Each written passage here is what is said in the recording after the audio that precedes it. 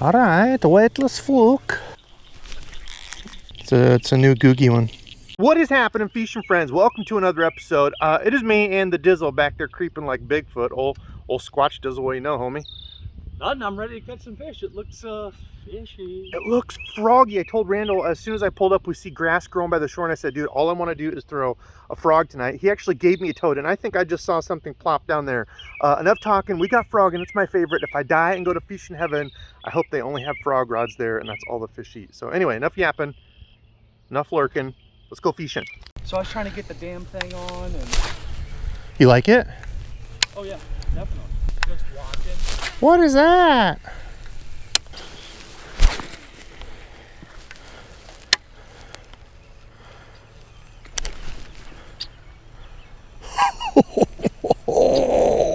Yes, yes. First frog blow up, and it scared the heck out of me. I think I might have pooped my pants.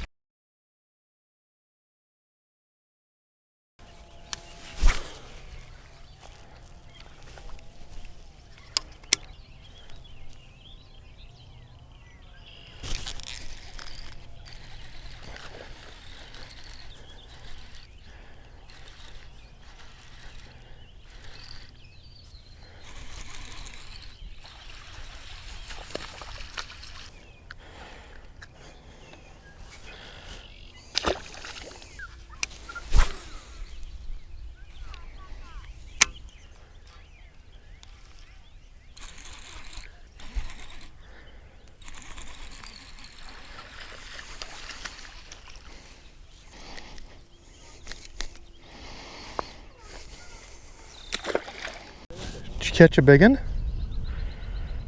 The first one was probably pushing 2, maybe. Yeah, both mine together probably weighed half a pound. What are you throwing, a yeeg? Huh? You yeeging them? No.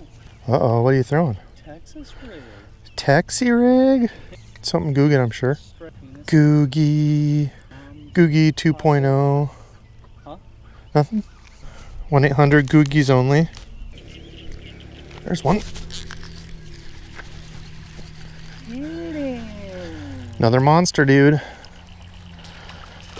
Size of my first two. All right, well, out here catching the monsters. This is my third one. There we go. All right, well, there we go. Number 3. All 3 together probably equal a pound. Thanks for eating littlest, tiniest fish. Pound and a halfer when you add all 6 of them together. Oh, this is a secret. Can't tell you. It's a new googie one.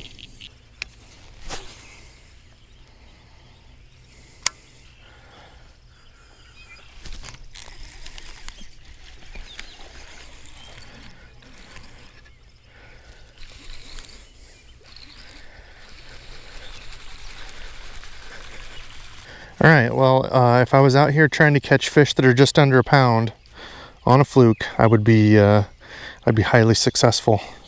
All right, there we go. Another one on the night.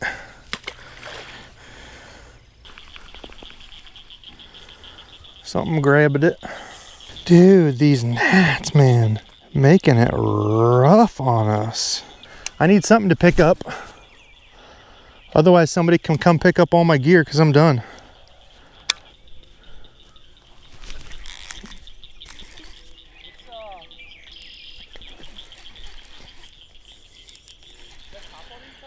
No. Fluking them in.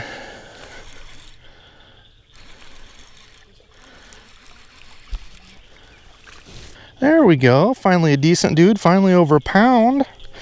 Everything I've been catching tonight has been true, actual, super tiny Debo dinks. A little over a pound. Thanks, dude. Cannibal. All right, the weightless fluke. Flukey, flukey.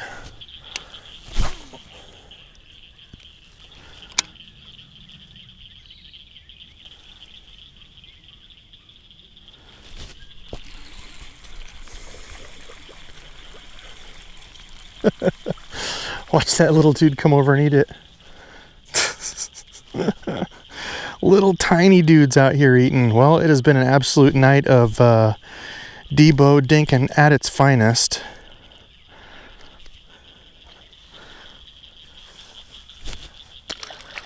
Dude, is it me or did all the gnats just leave? No. I literally don't have any gnats on me right now. He was getting 3 ads in between videos. How are you doing that?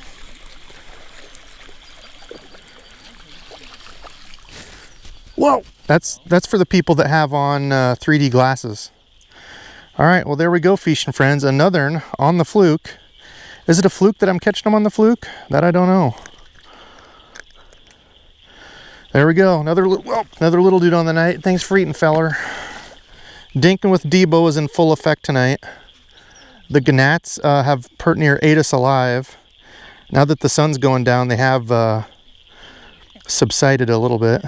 And speaking of subsiding, that's exactly what the bite did shortly after that. But I wanted to go over old school here, the rig I was using, so the Fluke. You know, when it comes to fishing grass here in Iowa, I have a bunch of grassy lakes. A Fluke like this, just a regular salty super Fluke. This happened to be, Randos will find it out now, the Tennessee shad color, by far my favorite color to throw around here. You know, I think it can mimic bluegill, little baby bass, of course shad if you have them in the lake. It's kind of a brownish green, almost like a shiner color. It's just such a natural color and works well for me. But the big thing with this is I always throw them on an EWG hook. You can see here, this is Gamakatsu, I think 3/0, I want to say.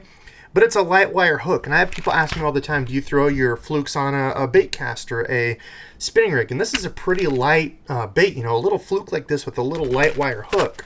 Now compare that to something like this. This is the Gamakatsu Superline, and Superline is like their heavy wire, you know, super, you know, for thick, real heavy, crazy vegetation. Look at the difference there. Can you see?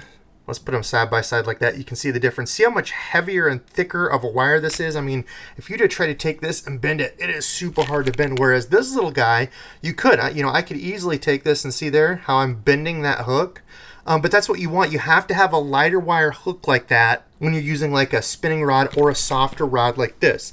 And that's the big thing. You know, if I was trying to set that Fluke on this softer jerkbait rod with a big, huge, heavy wire hook like this, I'm probably going to miss a lot of bites. So, you know, I used to have the series called Hook Rod Line Relationship. That's the exact thing we're talking about here. So this is the Kistler jerkbait rod I picked up. You can pre-order these. I'll leave the link below. I think they kind of make them to specification, but I wanted one of these, and gosh, this is a nice rod. So the specs there, you can see it's a light, medium, heavy, 6'10", 8 to 14 pound line, 1/8 to 3/4 ounce lures. And something like this is awesome for bank fishing because, you know, when I'm popping that, if I were working a topwater with this, an actual jerkbait, like a hard, you know, suspending jerkbait, in this case a soft jerk bait, when I'm working these and popping that with the rod tip down, a nice short rod like this really does come in handy if you fish from the bank, because when you're, you know, pop pop pop like that, you can see in all the places that had weeds, you know, rock jetties. If you are fishing like, you know, a 7.5 foot rod, a lot of times you'll tick the, you know, the rocks or the weeds, and it's a good way to break your rod.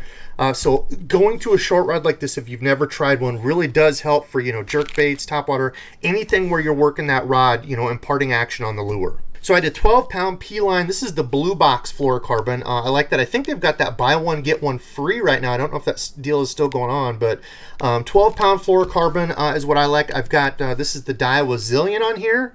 You can see it there, the Daiwa Zillion SVTW, my favorite reel I think that I have all around right now. You know, it's a little bit pricier, but as far as like one of the best reels ever made, I think this is up there. Now that's another thing, you can throw light lures on a lot of different bait casters, but a bait caster like this, like if you wanted to go to the Tatula 100, you can get those for, you know, 130 bucks all day, and something like that casts a light lure really well.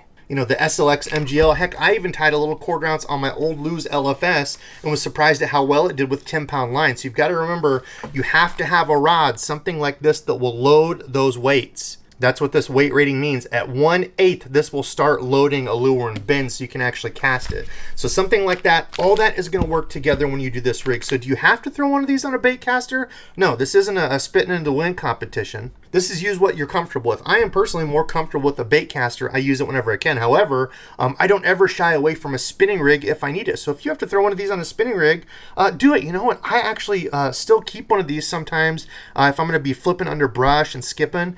A weightless little dude like this, it is way easier to skip on a spinning rod. You don't have to worry about it. And another thing is you wouldn't have to go to a Fluke.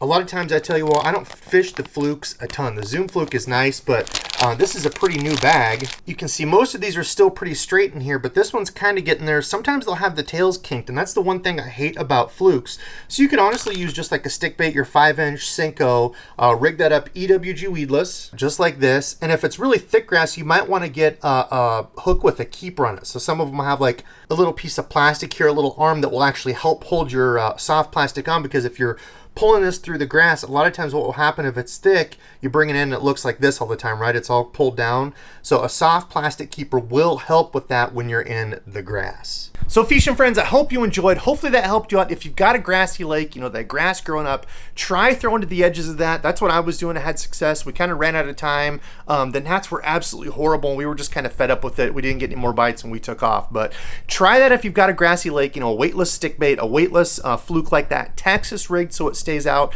We'll absolutely hammer them. But comment below and let me know, is there a specific rig or a specific bait, anything you all would like to see me fishing this year? I have got out. I've got a couple videos saved up. It's been kind of a grind, but I did have one of the best days of the year just a couple days ago. So that was fun. And today's subscribe fishing friend is Mr. Frank Cornacchia. Frank, he actually just messaged me on Instagram. I shared on my story. He caught his first frog fish and said, dude, now I know about the addiction it is. And that's actually the day that I had catching a bunch of frogfish. It was a lot of fun. So love y'all. Thank y'all for watching. I got to get the rest of this edited. Thank y'all for watching, and until next time.